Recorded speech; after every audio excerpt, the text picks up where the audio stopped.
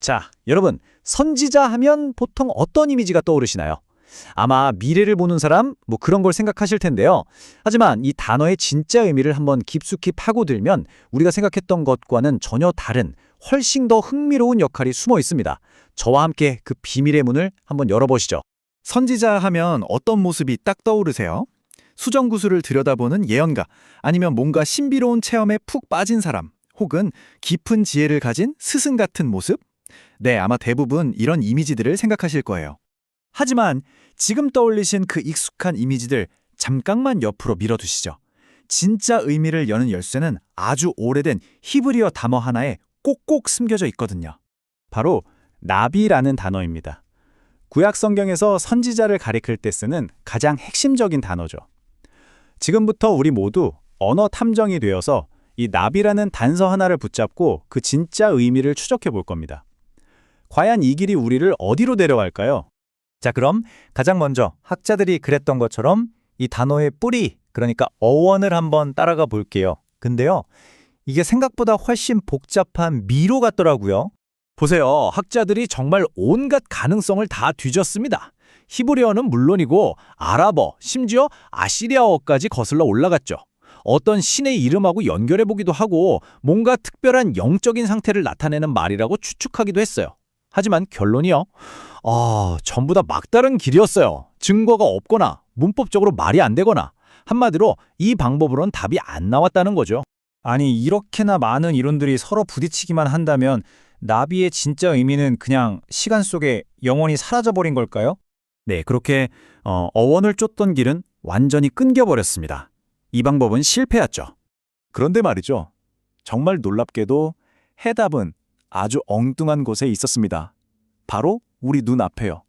학자들이 먼 과거의 언어 속을 헤매는 동안 성경이 스스로 나는 이런 뜻이야 하고 아주 명확하게 알려주고 있었던 겁니다. 자, 이제부터가 진짜 하이라이트입니다. 복잡한 미로를 헤매다가 드디어 빛이 보이는 출구를 찾은 순간이죠. 성경이 직접 들려주는 나비의 정의, 지금부터 확인해 보시죠.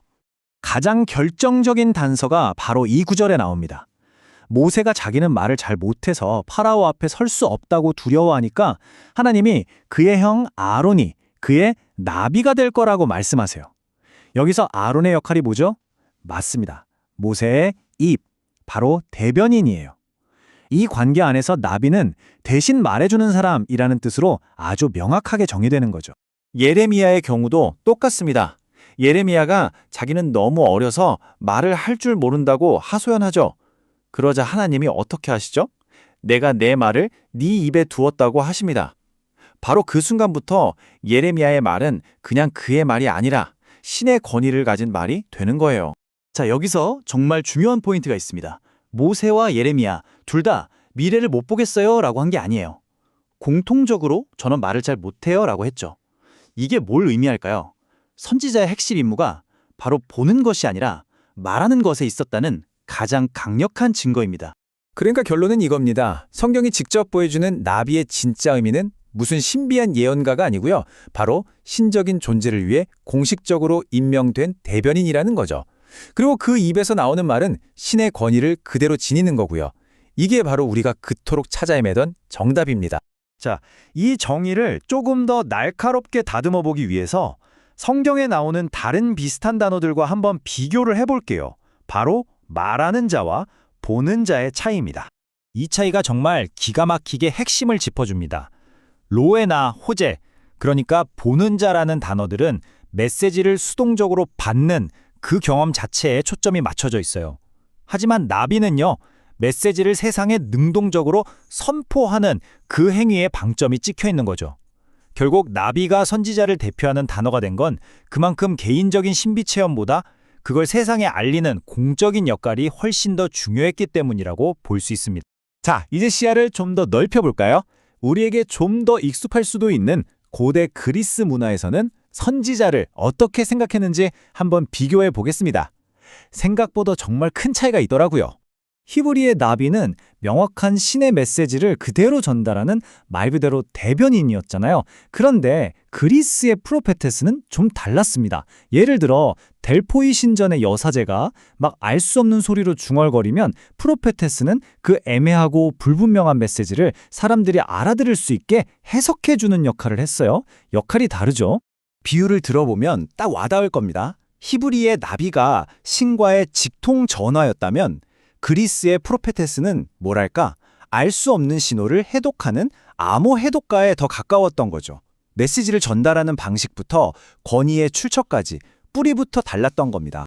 자, 그러면 나비를 대변인으로 이해하는 게 왜 그렇게 중요할까요? 그냥 단어 뜻 하나 바로잡는 것, 그 이상에 아주 깊은 의미가 숨어 있습니다. 선지자가 대변인이라는 사실은요, 구약 성경이 말하는 종교의 본질이 뭔지를 보여주는 아주 중요한 창문과도 같아요. 첫째, 신과 인간 사이가 일방적인 명령 관계가 아니라 서로 소통하는 대화의 관계였다는 걸 보여주고요. 둘째, 신이 그냥 모호하게 힌트만 던지는 존재가 아니라 명확한 말씀으로 자신을 드러내는 분이라는 걸 알려주죠. 그리고 선지자의 말은 개인의 생각이 아니라 신적인 권위를 지니고 결국 가장 중요한 건 그 메시지를 세상에 선포하는 행동이라는 점을 보여주는 겁니다. 그리고 우리가 막연하게 가지고 있던 선지자에 대한 이미지가 완전히 뒤바뀌는 겁니다. 무슨 신비로운 환상만 기다리는 수동적인 사람이 아니라 신의 말을 공식적으로 위임받아서 세상에 당당하게 전하는 아주 능동적인 대사였던 거죠. 자, 마지막으로 이 질문을 한번 던져보려고 합니다. 만약 선지자의 가장 중요한 일이 단순히 미래를 내다보는 게 아니라 신을 대신해서 말하는 것이었다면 우리가 지금까지 읽어왔던 그 많은 이야기들이 얼마나 다르게 보일까요? 어쩌면 우리는 그들의 진짜 메시지, 그 핵심을 놓치고 있었던 건 아닐까요?